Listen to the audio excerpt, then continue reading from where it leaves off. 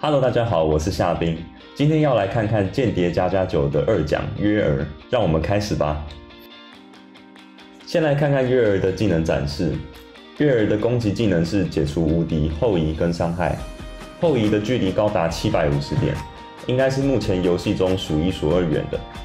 比我們現在常看到的雷姆、千空、騎士熊大都還要遠。那輔助技能也是蠻厲害的，提升體力有600%，然後提升移動速度也有200%，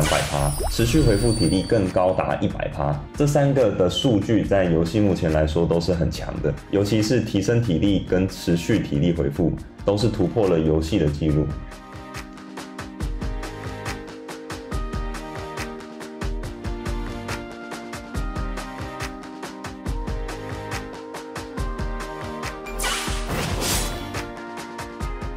先来看到第一場对戰，那今天的影片是由紅鏡提供，我方是進攻方。先來看一下約爾的基礎數據。那約爾的屬性是木屬力量型，所以是一個木屬性的坦克，那也是很久不見的木坦大獎。上一個木坦大獎應該已經是艾連了，所以這個可以說是已經相隔3年啦。基礎數據的部分，攻擊力高達4.7萬，體力高達47萬，都是極高的數據。站位60點也還算優異。所以卡位的部分可以做得還不錯，能力的部分跟安妮亞一樣是停產，也是少數角色都是停產的合作。9星能力的部分有誘惑、抗性、複製分身跟毅力，那最推薦的應該會是毅力啦，畢竟現在合同饅頭人的數量還是不少，要面對它的話，用毅力會是目前最好的方法，分身則能強化停產的效果。誘惑抗性一樣要取決於安妮亞的使用率有沒有上升。之後安妮亞很多的話，誘惑抗性也是可以考慮的。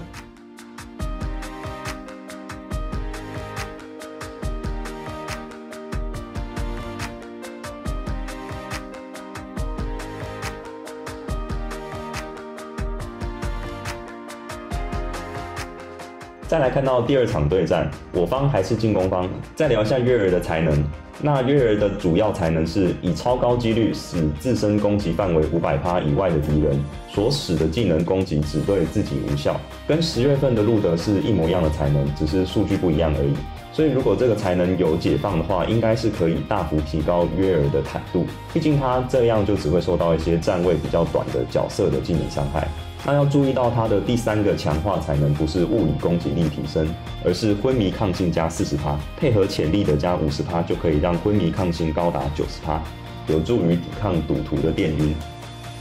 接下來的對戰由萊姆星爆中提供。那這場我方還是進攻方，開場螢石的移動速度非常的快，不到10秒就直接到對手中線，甚至是直接掠過電掣到對手門前。那約爾的話，他放在 B 隊會比較晚出。那約爾移動速度其實也是蠻快，可是他在開場的時候是會使用輔助技能的，所以如果要把他作為開場搶位的角色，可能需要注意一下，因为使用輔助技能就會拖延到他的時間，可能就不是很順利的直接壓對手塔。對手剛剛先開大雷雨的關係，我方可以比較晚開，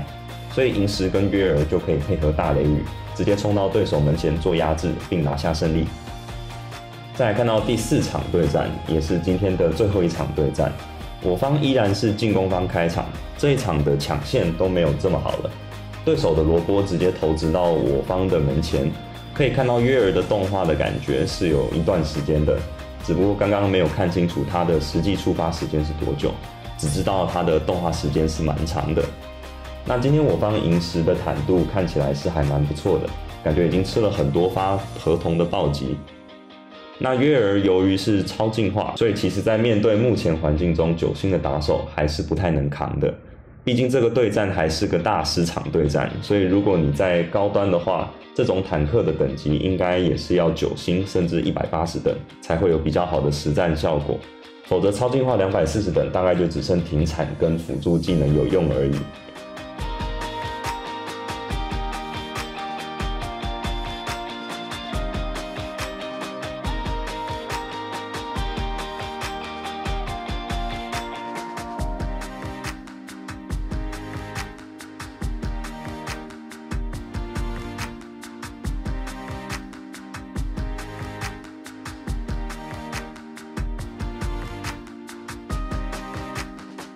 你覺得月兒是否有機會在 PVP 中出現呢？在下方留言告訴我吧。